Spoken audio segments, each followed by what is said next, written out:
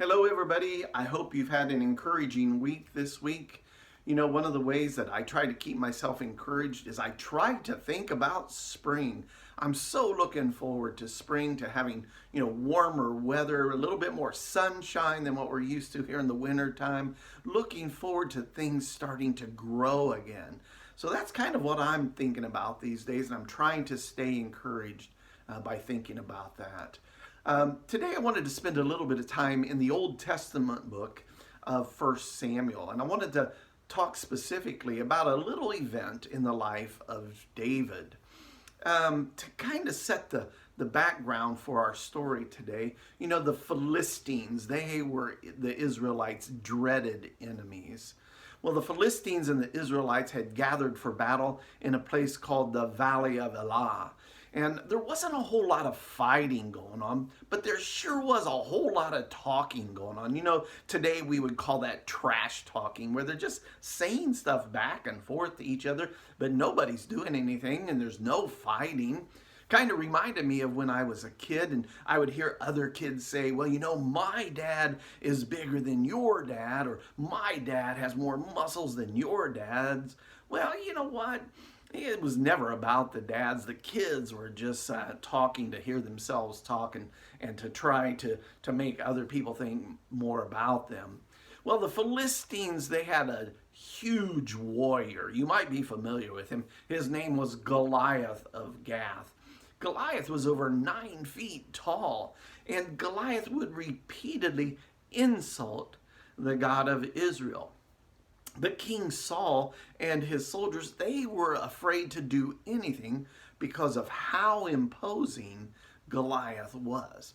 So I want to talk today about big things in our lives, imposing things in our lives, overwhelming things in our lives, obstacles so great they seem insurmountable, challenges so big we don't see how we can meet or overcome those obstacles. That's what I want to talk about today. That's where Israel was with this guy named Goliath. They were kind of petrified with him. They were unable or unwilling to move forward. They were fearful. They were intimidated. They were uncertain about things.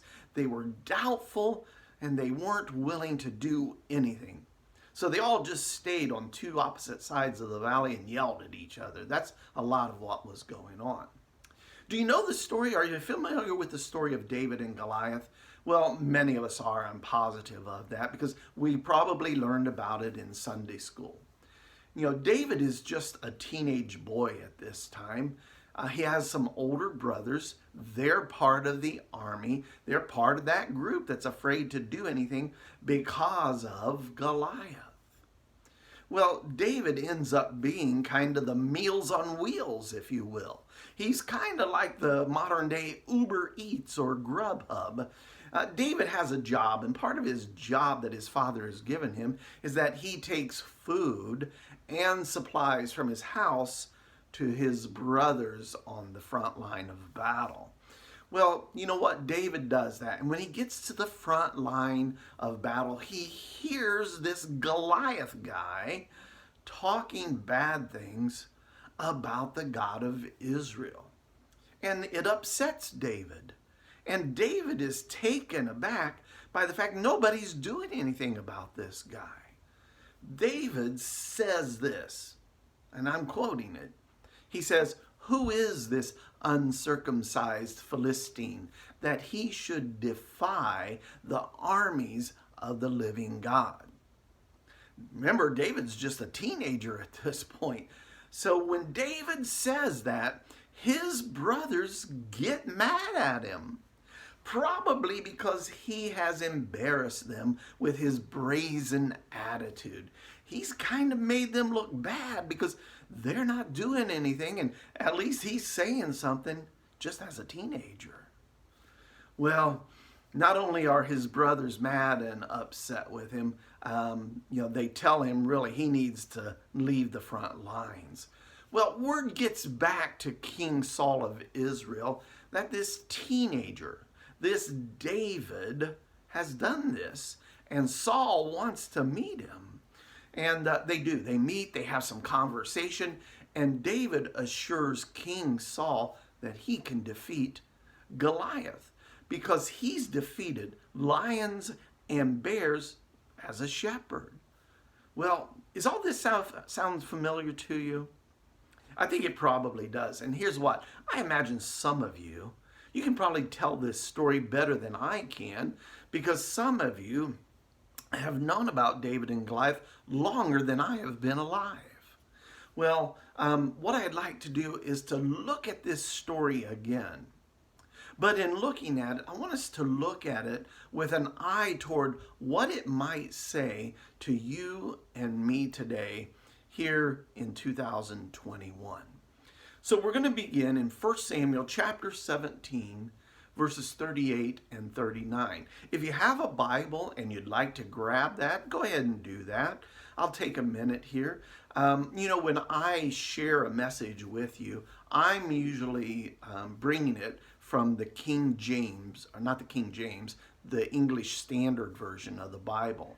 Some of you may have the King James. Some of you may have the New International Version. Some of you may be using the New American Standard Bible or a different translation, but I'm using the English Standard Version because it's a word-for-word translation of the original Hebrew and Greek put into modern English. So if you have a Bible and you want to grab it, that's great. Again, we're going to start 1 Samuel chapter 17, verses 38, 39. I'll read a little bit for you. This is what it says. Then Saul clothed David with his armor. He put a helmet of bronze on his head and clothed him with a coat of mail. And David strapped his sword over his armor. And he tried in vain to go, for he had not tested them. Then David said to Saul, I cannot go with these, for I have not tested them. So David put them off. So what does that say to us today? I think there are some lessons from this little story about David and Goliath that apply to our lives today. Here's the first lesson that I think we can learn from this. It's not always possible to approach our obstacles and overwhelming things the way somebody else approaches it. You know, David couldn't approach battle with Goliath in the way that King Saul would approach. David couldn't wear Saul's armor and carry Saul's sword. It was too big for him. It was too cumbersome, too bulky for him. He probably is like a midget inside of all that armor. But you know what? David had a history of dealing with overwhelming things in his own way as a shepherd. And we're going to see what his way was in the next couple of verses. 1 Samuel chapter 17, verses 40 and 41. Here's what it says. Then he took his staff in his hand and chose 5 smooth stones from the brook and put them in his shepherd's pouch. His sling was in his hand, and he approached the Philistine. And the Philistine moved forward and came near to David with his shield bearer in front of him. I think there's another lesson in all of that for me and you today. And the lesson is this. David approached the overwhelming obstacle of Goliath in the same way he had approached overwhelming obstacles before. You know, as with David, God has gotten each of us, me and you, He's gotten all of us through some overwhelming obstacles in the past. We need to rely on what God has given us in the past to handle our current as well as our future overwhelming obstacles. That's what David was doing here. He was doing what he knew how to do, not trying to do it with Saul's armor and sword. Now our story continues in the next couple of verses. 1 Samuel chapter 17, verses 42 through 44. This is what it says. And when the Philistine looked and saw David, he disdained him, for he was but a youth, ruddy and handsome in appearance. And the Philistine said to David, "Am I a dog that you come to me with sticks?" And the Philistine cursed David by his gods. The Philistine said to David, "Come to me, and I will give your flesh to the birds of the air and to the beasts of the fields." Now, I don't know about you, but if I'm a teenager and I come up against a mountain of a man over 9 feet tall and he says this to me, I'd kind of slink back and go to the back of the lines and let the soldiers do all the fighting. You know, all Goliath sees here is a boy with reddish skin and a handsome face, and he feels insulted that the army of Israel would send a boy out to fight against him with just a stick.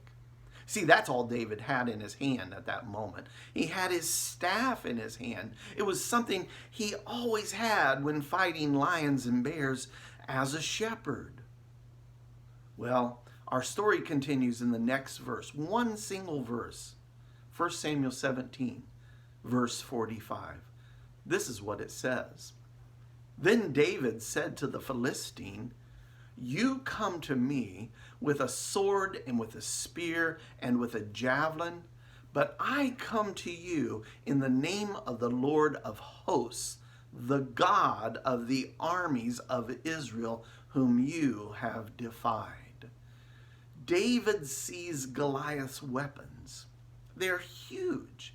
You know, Goliath's chainmail, that suit that he wore on the outside of his clothing to protect him during battle, that suit of chainmail covering his body weighed over 150 pounds. It was huge. You know, to anybody else, Goliath would be too imposing, too insurmountable, too big of a challenge. But there's another lesson here for us. And I think this is the lesson. Anytime something in our life is too big, too much of a challenge for us, we have to remember it's not too big for the Lord. That's what David understood. David approached Goliath in the name of the Lord, the name above all names. David knew how he had overcome challenges in the past. It wasn't his own strength. It wasn't his own abilities. David did what he always had done. And we get a picture in the Psalms of what David had always done. You know, David wrote many of our Psalms. Listen to what he writes in Psalm 18, verse 6. David writes this: "In my distress, I called upon the Lord. To my God, I cried out for help. From his temple, he heard my voice, and my cry to him reached his ears." When he was in distress, David called upon God. David also wrote Psalm 34, verse 4. This is what he says in that verse: "I sought the Lord, and he answered me, and he delivered me from all my fears." David had a history of calling upon God when things were too big for him. Now our story continues in 1 Samuel chapter 17, verses 46 through 47. This is what is written. "This day the Lord will deliver you into my hand, and I will strike you down and cut off your head, and I will give the dead bodies of the hosts of the Philistines this day to the birds of the air and to the wild beasts of the earth, that all the earth may know that there is a God in Israel, and that all this assembly may know that the Lord saves, not with the sword and the spear, for the battle is the Lord's, and he will give you into our hands. That was David saying that. Boy, I think of that and I think, man, those are big words for a teenager. I'm going to cut off your head, Goliath. Can you imagine what Goliath might have been thinking when he heard David say this? He probably was thinking to himself, what a joke! You puny flea, you're going to cut off my head? Come here, I'll show you. Well, I think there's a lesson in this for us also. And the lesson is this. David could say all of that because he knew it wasn't his abilities that would overcome Goliath. It was the Lord. This battle was the Lord's. Probably like the other battles David had faced as a shepherd when staring down a lion or a bear. You know what? David understood this has to be something God does. I think this is what King Saul and the rest of the Israelite army was missing. They were trying to do the battle. David here identifies this has to be God doing it. David's battles were similar to Jesus's battles. There were overwhelming things in David's life, and there were overwhelming things in Jesus's life. In the New Testament, we would read that Jesus had just had the Last Supper with the disciples. He knows what's about to happen to him. He goes to the Garden of Gethsemane with his disciples, and listen to what he does. It's found in Luke's Gospel, chapter 22, verses 39 through 44. This is what it says happened to Jesus. And he came out and went to the Mount of Olives, and the disciples followed him. And he withdrew from them about a stone's throw, and he knelt down and prayed, saying, Father, if you are willing, remove this cup from me. Nevertheless, not my will, but yours be done.